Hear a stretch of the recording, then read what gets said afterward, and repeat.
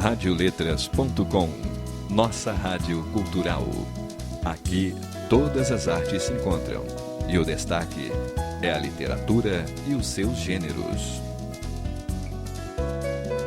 Radioletras.com, de Brasília para o mundo.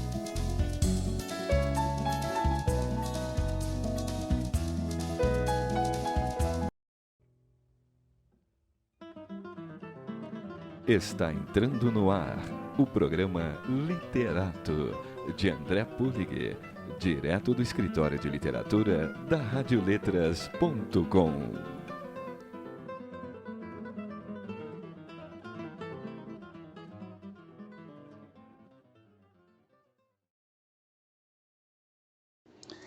Bem-vindos ao programa Literato de hoje. E nesse programa nós estaremos falando sobre a vida e a obra de Lima Barreto, nascido em 13 de maio de 1881, falecido em 1º de novembro de 1922. Autor, dentre outros, de Triste Fim de Policarpo Quaresma. Eu sou André Pulig para Radioletras.com. Afonso Henriques de Lima Barreto, autor de romances, contos e crônicas memoráveis, jornalista polêmico, com presença marcante em diversos órgãos de informação, e, sem dúvida, um dos mais destacados escritores brasileiros das primeiras décadas do século XX. Afonso Henriques de Lima Barreto é considerado por Ottaviani um dos fundadores da literatura negra ou afro-brasileira. Coincidentemente, o escritor nasceu no Rio de Janeiro em 13 de maio de 1881. Filho de João Henriques de Lima Barreto e Amália Augusta Barreto, ambos afrodescendentes. Tinha como avó uma escrava liberta, Geraldina Leocádia da Conceição, agregada da família Pereira de Carvalho, cuja mãe, Maria da Conceição, nascera na África, tendo sido traficada para o Brasil em um navio negreiro.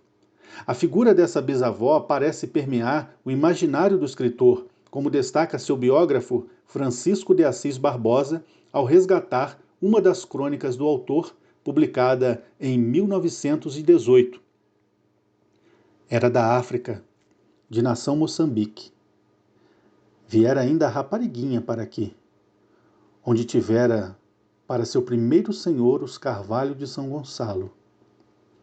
Conhecera Dom João VI e sobre ele desconexamente contava uma ou outra coisa avaramente guardada naquela estragada memória. Lima Barreto se criou numa família de poucas posses.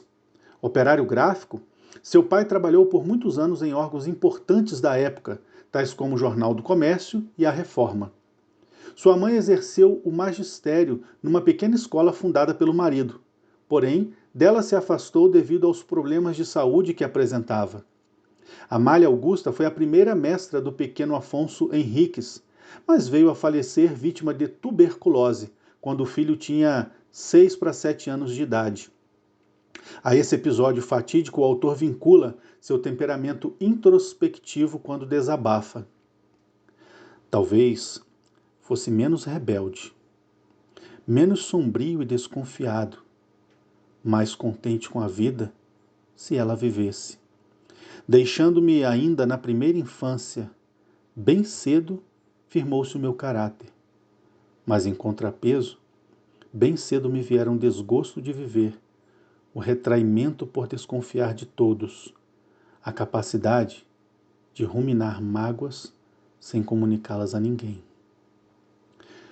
Contando com o auxílio do padrinho de batismo, o Visconde de Ouro Preto, Lima Barreto completou o ensino ginasial no Colégio Pedro II.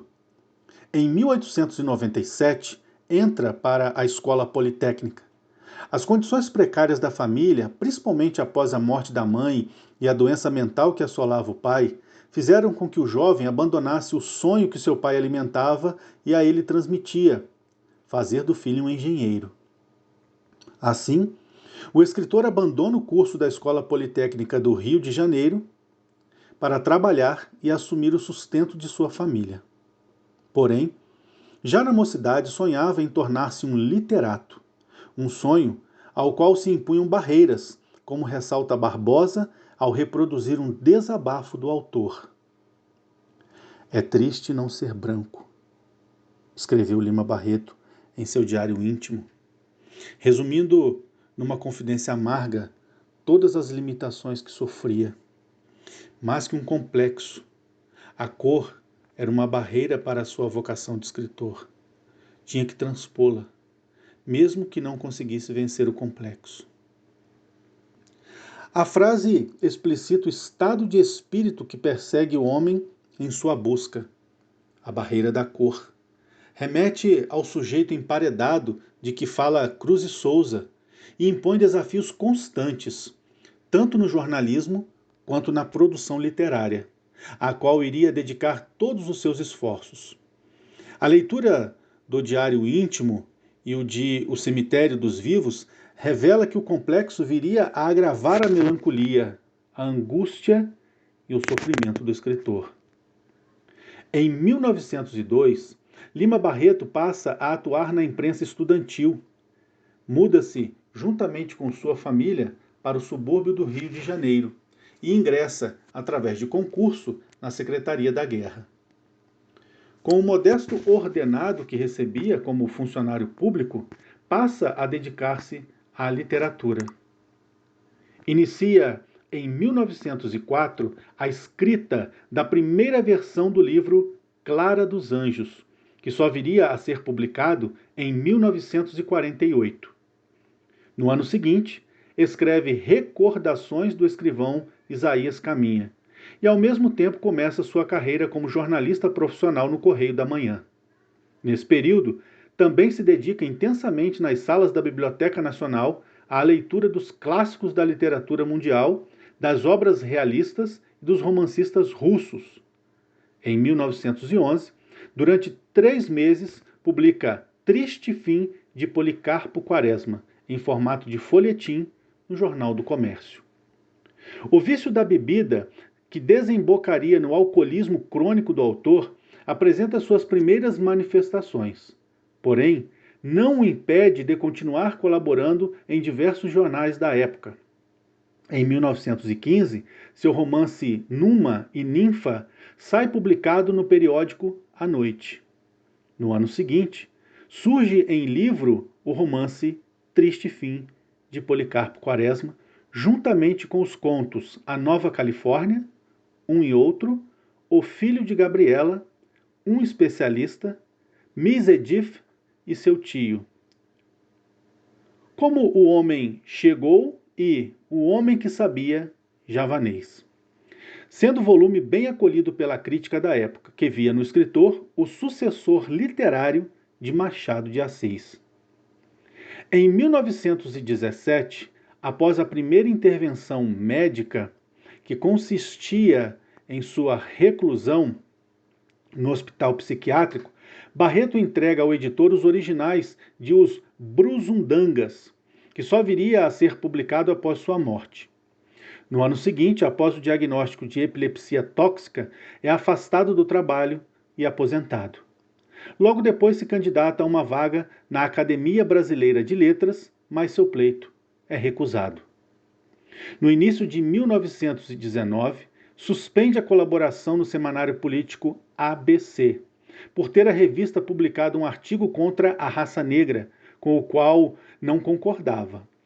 Pela segunda vez, candidata-se à vaga na ABL, não conseguindo êxito, mas recebe menção honrosa na categoria Melhor Livro do Ano com o romance Vida e Morte, de Gonzaga de Sá.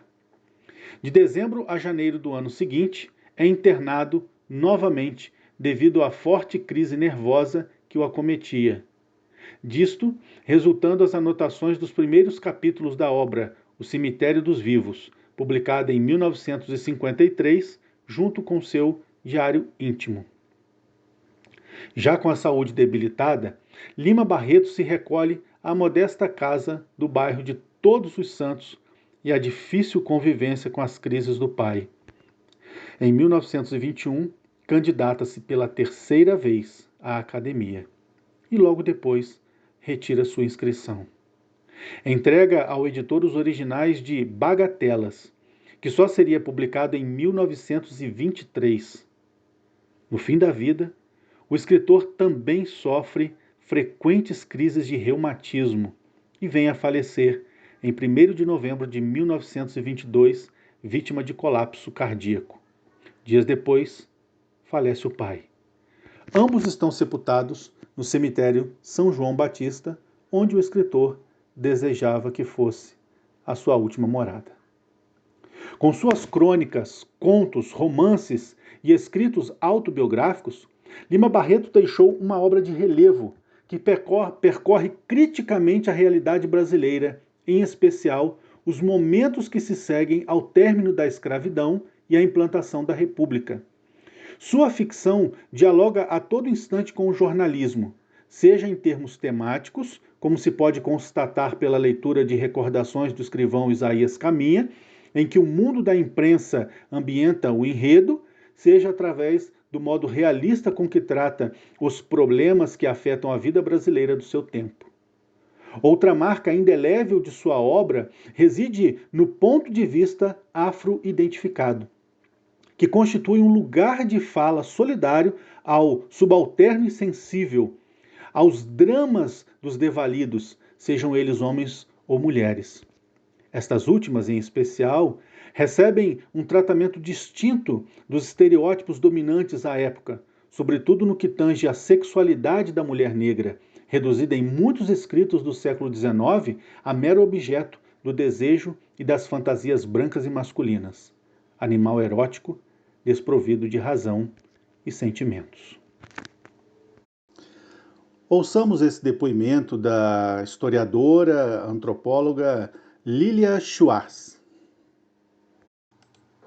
Então eu gostaria de falar um pouco da literatura de Lima Barreto, que é um autor que pode ser usado transversalmente, é um autor que escreveu romances, crônicas, contos, diários, cartas, enfim, o professor pode se valer desse universo literário múltiplo que o Lima Barreto apresenta.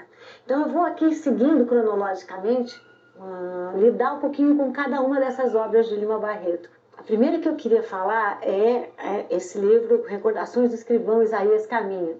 Lima Barreto publica esse livro em 1907, começa a pensar nele, nesse contexto. Ele começa a sua vida literária com esse livro aqui, que é um livro muito forte. Traz um personagem, Isaías Caminha, que é, de alguma maneira, um alter ego de Lima Barreto. Isaías Caminha é um rapaz cuja mãe é uma escravizada, o pai é um padre, eles só se falam a partir do garoto, e o garoto resolve ir para a cidade grande, e no caminho da cidade grande ele descobre, muitas aspas, que é negro. Então há um diálogo fundamental para vocês discutirem preconceito. Na segunda parte do livro, há um outro assunto da maior relevância para nós, que é o problema da imprensa, de uma imprensa mais artificial, de uma imprensa mais corrupta. Então esse é um livro fundamental. Mas eu quero falar aqui de outros livros. Deixo aqui esse. O livro na sequência cronológica é Numa e a Ninfa. Esse é um livro pouco trabalhado nas escolas e muito bom de ser trabalhado. É a história desse casal, um casal pouco romântico. Lima Barreto era contra o casamento. Numa se forma doutor numa cidadezinha do Nordeste, conhece a Ninfa, que é filha de um grande proprietário, se casam por arranjo, vão para o Rio de Janeiro, então capital do Brasil, e na verdade o que nós vamos descobrindo que quem escrevia os discursos do Numa era a Ninfa. E certo dia o Numa resolve, num rampante de originalidade e ineditismo, ele resolve fazer um discurso de improviso. Foi um desastre. Ninfa fica sabendo do desastre e diz para o Numa que ela faria o discurso fundamental dele, um novo discurso que o recolocaria na cena política. Enfim, Numa vai dormir, Ninfa fica trabalhando, Numa acorda no meio da noite, resolve fazer um agrado para a mulher, ouve barulhos, ouve mais gemidos e percebe que, na verdade, a Ninfa está com seu primo. Quem escrevia os discursos era o primo, E o mais interessante é o final do romance, porque Numa pensa, reflete e resolve deixar a porta fechada, ou seja, não interrompe a ninfa, tudo em nome da nação. Mas não vou parar aqui, não. Depois nós vamos falar aqui do romance mais conhecido de Lima Barreto, Triste Fim de Policarpo Quaresma. Policarpo Quaresma é uma espécie de Dom Quixote nacional. Ele luta pelo que é nosso, ele é muito patriótico. O Policarpo Quaresma é uma espécie de alter ego do pai do Lima Barreto, do João Henriques. Justamente porque João Henriques, pai do Lima, era um tipógrafo famoso, um tipógrafo que foi o primeiro desempregado da República, vai trabalhar na colônia de alienados e se reinventa sempre, como administrador, como agrônomo.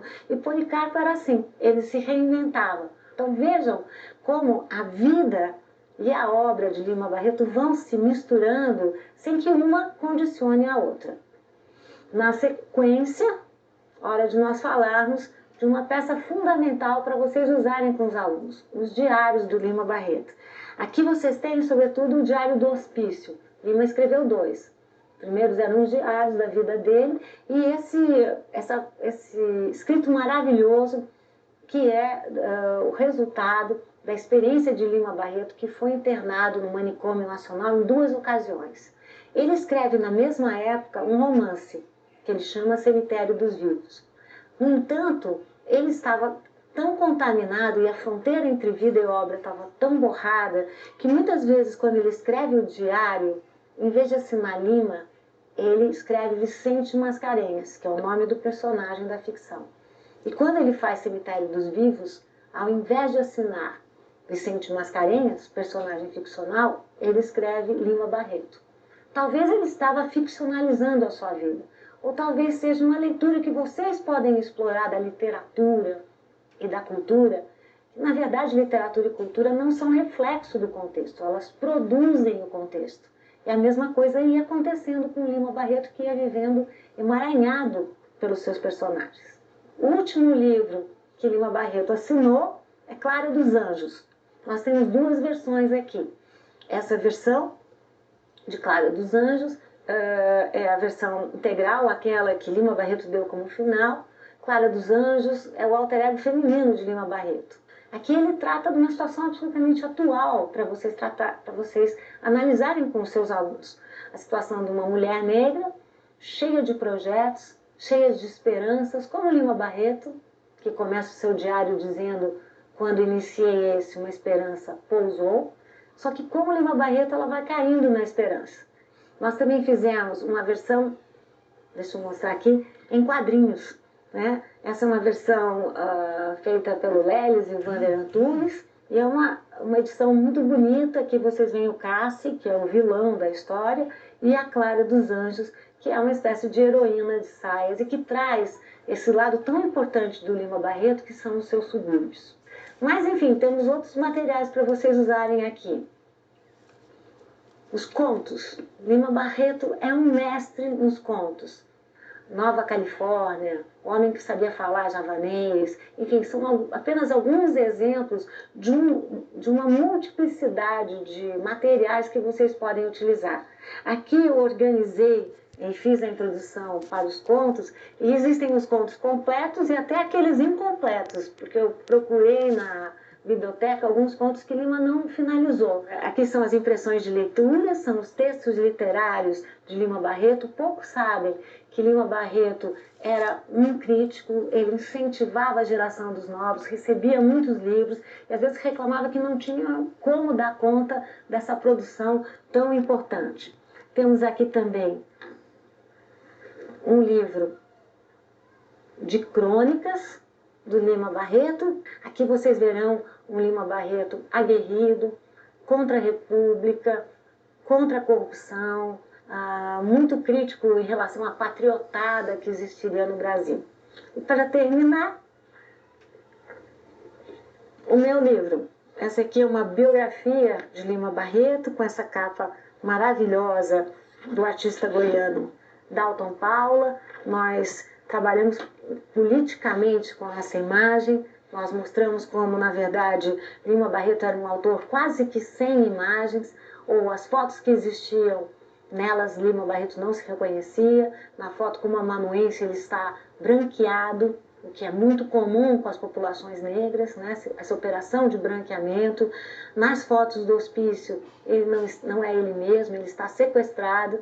Então, Dalton Paulo fez essa capa maravilhosa e eu procurei, seguindo e ampliando, diversificando a tradição dos vários estudos sobre Lima Barreto, estudos muito bons, e eu não posso deixar de citar a biografia de Francisco de Assis Barbosa, publicada em 1952, eu procurei fazer novas perguntas para o Lima Barreto. Talvez as perguntas da nossa geração e da geração dos seus alunos. Ou seja, nós vivemos num Brasil que tem se batido por direitos civis, direitos que nós achávamos que estavam consolidados e que nós temos visto que não estavam, não. Nós temos que lutar e ficar vigilantes por esses direitos. Espero que vocês espalhem Lima Barreto, usem Lima Barreto e ampliem esse nosso cânone literário. O autor viveu num período cultural conhecido como Belle Époque. E o que foi essa Belle Époque? Na verdade, é uma expressão francesa que significa bela época, e foi um período de cultura cosmopolita na história da Europa que começou no fim do século XIX, meados de 1871, e durou até a eclosão da Primeira Guerra Mundial em 1914. A expressão também designa o clima intelectual e artístico do período em questão. O surgimento de inovações tecnológicas como o cinema, o automóvel, o telefone, que originaram novas formas de pensamento no cotidiano. No Brasil, este período tem início em 1889, com a proclamação da República, e vai até 1922, quando explode o movimento modernista, com a realização da Semana de Arte Moderna na cidade de São Paulo. A Belle Époque brasileira é instaurada lentamente no país por meio de uma breve introdução que começa em meados de 1880 e depois ainda sobrevive até 1925, sendo aos poucos minada por novos movimentos culturais. Difere de outros países, seja pela duração do período, seja pelo avanço tecnológico que se deu, principalmente nas duas regiões mais prósperas do país, como a região do ciclo da borracha, no Acre, Amazonas, Rondônia e Pará, e a região cafeeira, São Paulo e Minas Gerais. Considerada era de ouro, beleza, inovação e paz entre a França e seus vizinhos europeus. Novas invenções tornaram a vida mais fácil em todos os níveis sociais e a cena cultural estava em efervescência com os cabarés, o cancan, a boemia, os cafés, as docerias, as livrarias, a moda. A arte tomava novas formas com o impressionismo e a arte nouveau. O forte moralismo, comportamentos típicos da era vitoriana, a ascensão do socialismo e os confrontos deste novo cenário, criando posicionamento dos franceses entre a esquerda e a direita. Débora Motta, em seu artigo Um Olhar Crítico sobre a Belle Époque brasileira, diz que a virada do século XIX para o século XX representou um momento de intensa transformação na vida cultural, social e política carioca.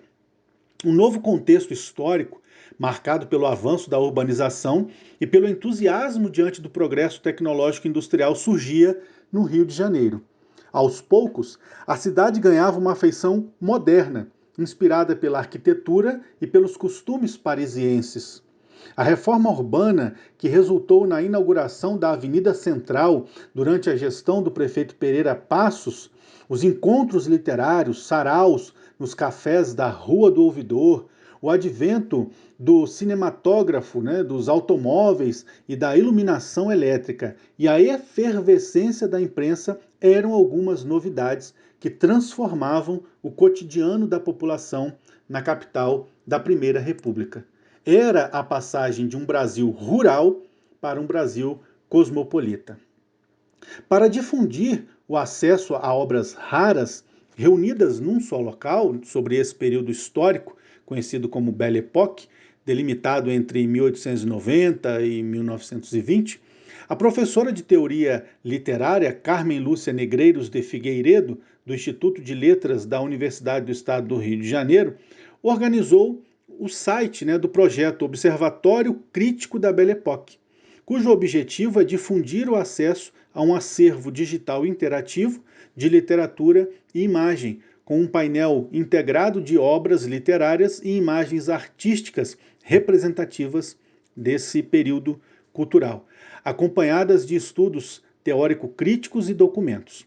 Hoje, o site já reúne mais de 200 obras digitalizadas, além de ensaios de pesquisadores de diferentes instituições de ensino com uma perspectiva multidisciplinar.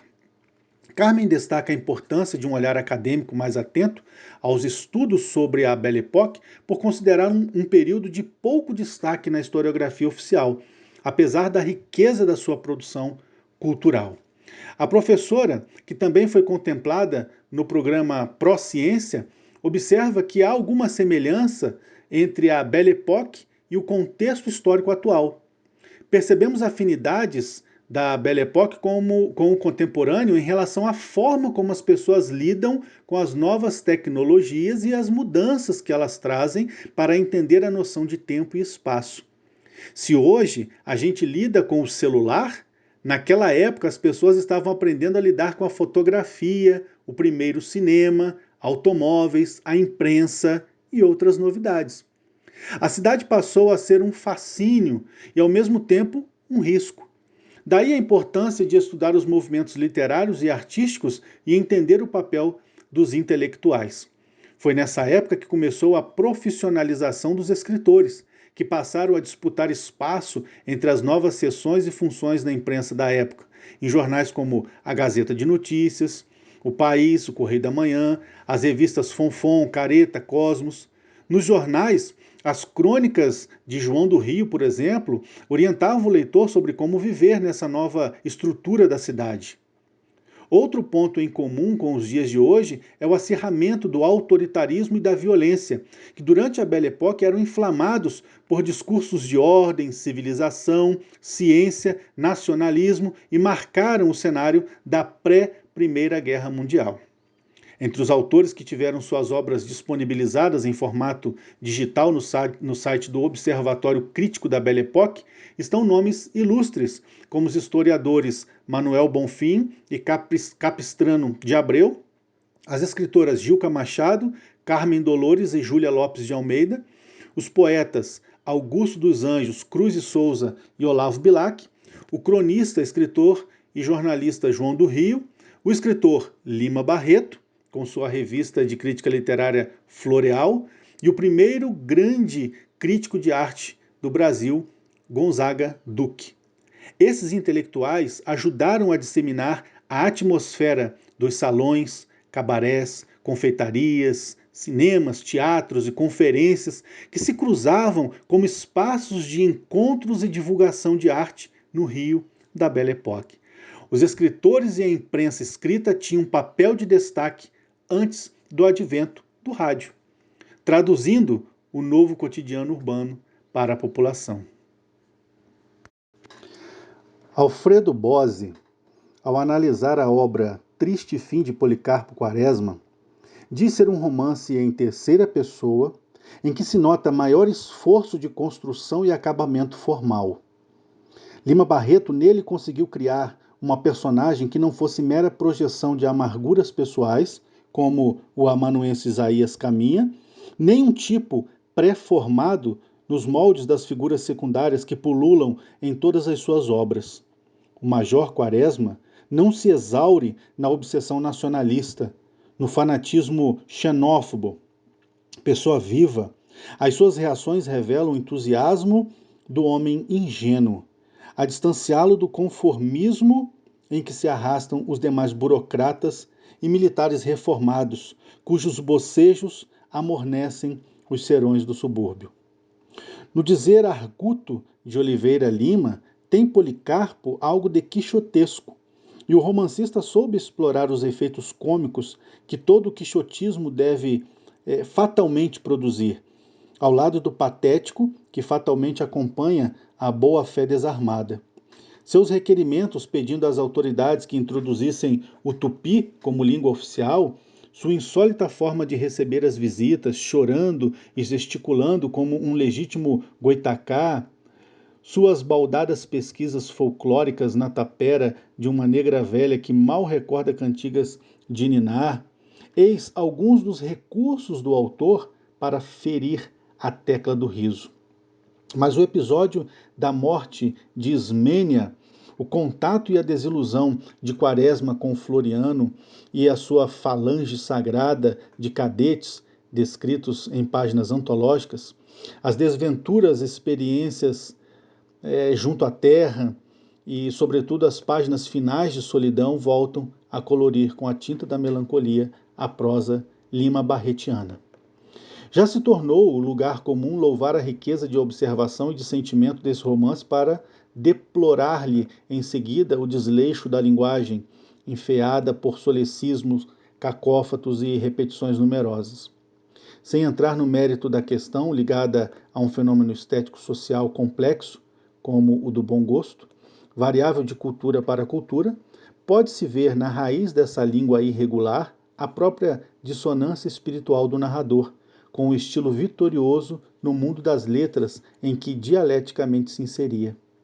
E em termos de estrutura narrativa, o que é todo o enredo do romance senão a procura malograda de viver mais brasileiramente em um Brasil que já estava deixando de o ser, ao menos naquele sentido romântico e meufanista que o próprio Major ainda quer cultivar.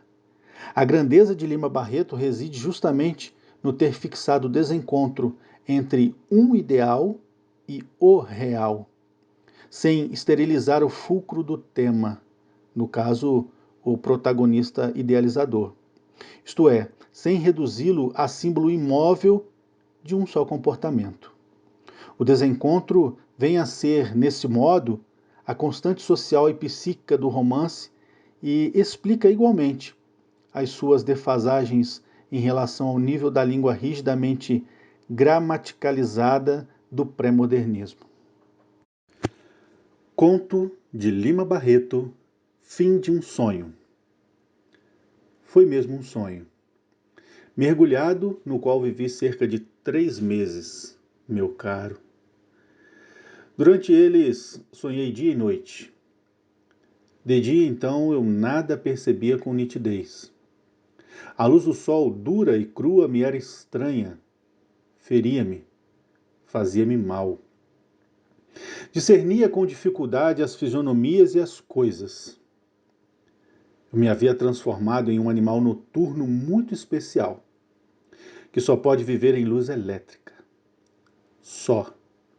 Sob incidência dessa luz artificial, é que o mundo das coisas e dos entes saía para os meus olhos, da bruma, da caligem, da hesitação de formas. Fora daí, houvesse o mais radiante sol que houvesse. Tudo era pastoso, turvo, e mal tomavam corpo e figura as vidas e os objetos. Erguia-me sempre tarde, porque me deitava alta madrugada. Vinha para casa em automóvel que o clube punha à minha disposição. Metia-me no quarto da pensão chique, que era hermeticamente fechado, como convém a essas pensões, e arejado astuciosamente pelo rodapé e pelo teto. Dormia até às 3 horas. Tomava banho e almoçava quando os outros iam jantar. Saía à boca da noite. Fazia horas pelos botequins até ir jantar num restaurante do centro. E depois encaminhava-me para o clube, o lindo Incroyable Club, decorado luxuosamente, com um luxo e gosto nem sempre de grande aprumo, mas que a profusão de luz elétrica derramada aos jorros fazia suntuoso e maravilhoso, que nem um palácio de 1001 noites. Nunca vira aquilo tudo. E embora, por conhecer alguma coisa de arte, detestasse as duvidosas pinturas das paredes, gostava, entretanto, das mulheres, que não me pareciam ser tão artificiais assim.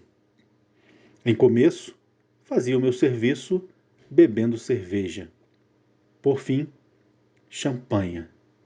E afinal travei conhecimentos com cavaleiros amáveis.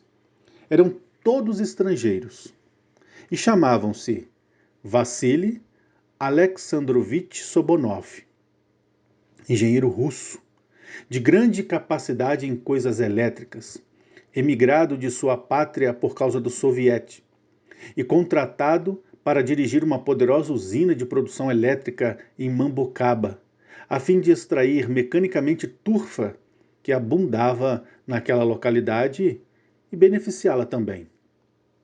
O outro era dinamarquês, ou tcheco, e só o conheci pelo nome de Pitel. Pretendia servir-se de um pouco da força da usina de Vassili para obter matérias corantes dos resíduos da turfa deste. E o terceiro era o barão de Hermeny, magiar com muitos quarteirões de nobreza, descendente de Santo Estevão e não sei quem mais. Corria mundo enquanto não se restabelecia o trono do seu augusto e santo avô, para então retomar os seus cargos e as suas fartas rendas. Nunca conheci cavalheiros tão amáveis e educados. Sempre corretamente vestidos, enjoiados, discretamente. Conversavam comigo sobre todos os assuntos com conhecimento profundo de causa. Sabiam todo o movimento político do mundo e as suas previsões eram sempre seguras. Desde que os conheci, nunca mais paguei champanha nem ceias. Para estas, eles traziam variadas damas que lhes falavam numa geringonça arrevessada que mesmo não sei que língua era.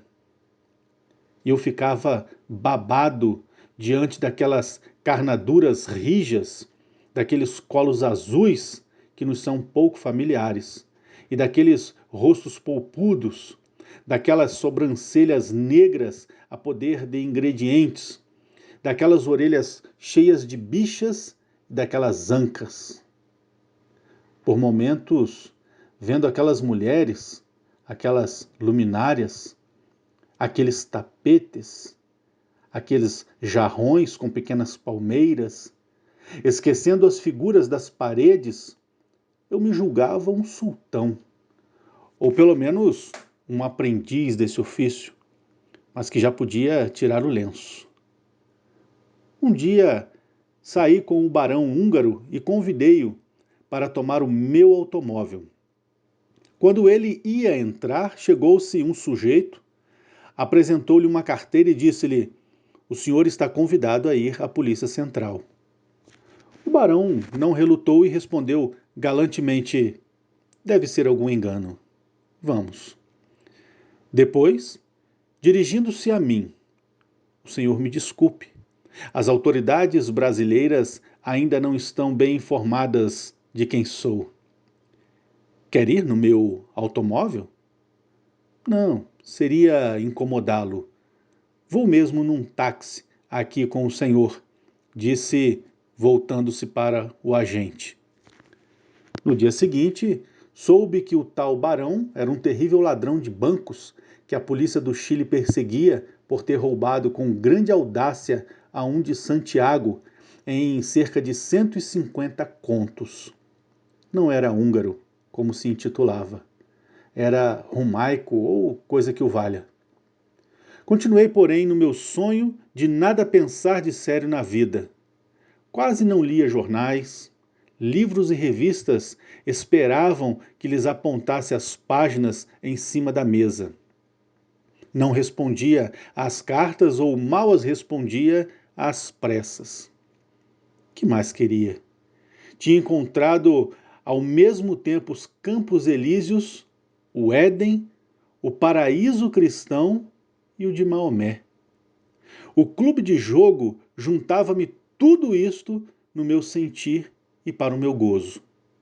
Vivia num arrebatamento deste mundo, fora dele, e das suas coisas triviais num encantamento divino. Que delícia! "Como acabou, meu caro?" perguntou-lhe o amigo que o ouvira calado até aí. "Uma dessas noites fui para o serviço do clube, como de costume, e o porteiro logo à entrada me avisou: a casa fechou, doutor. A emenda do senador Sá foi avante. Não há mais jogo. Não quis subir. Pus-me na rua e acendi o último dos Havanas que o tal engenheiro russo me havia dado na véspera. Fumei-o com volúpia e vagar, sacudindo as cinzas com pena, as cinzas do meu sonho. Certamente, esse seria o último que fumaria na minha vida. Foi um sonho. E para encerrar a programação de hoje, deixo-vos aqui um samba intitulado Lima Barreto, Mulato Pobre Mas Livre, tema da Unidos da Tijuca do Carnaval de 1982. Fiquem todos com Deus e até a próxima semana.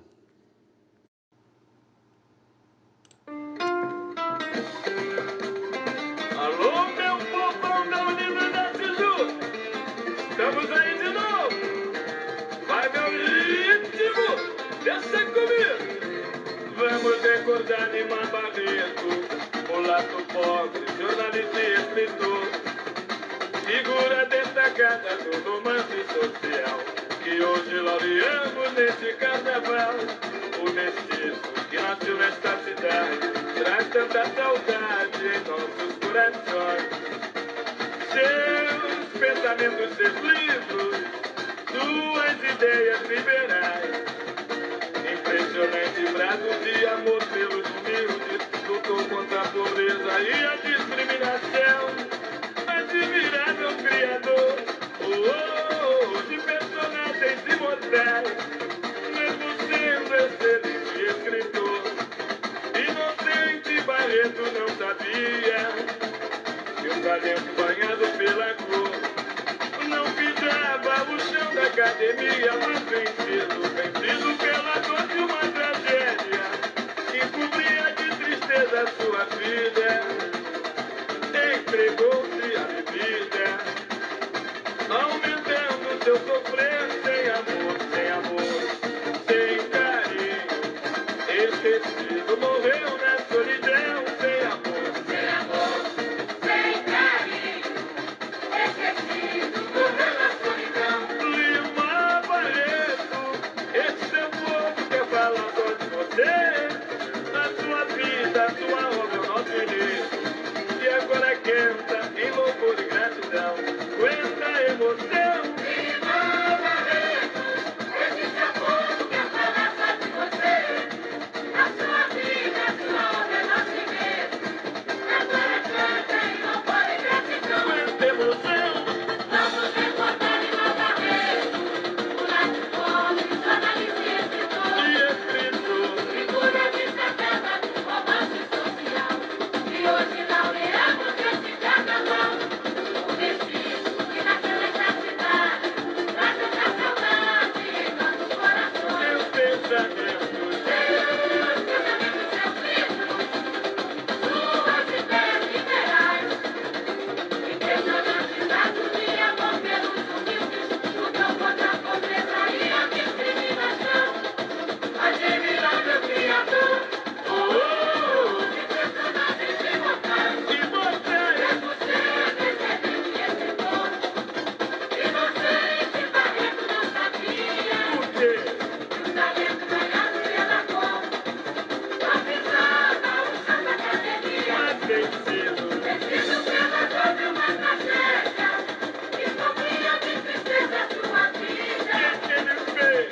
Entregou-se à bebida, aumentando seu sofrer sem amor, sem carinho.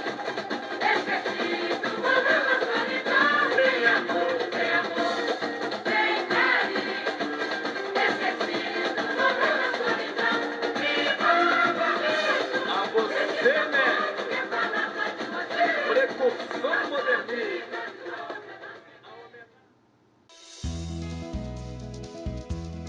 Radioletras.com, nossa rádio cultural. Aqui todas as artes se encontram e o destaque é a literatura e os seus gêneros. radioletras.com. De Brasília, para o mundo.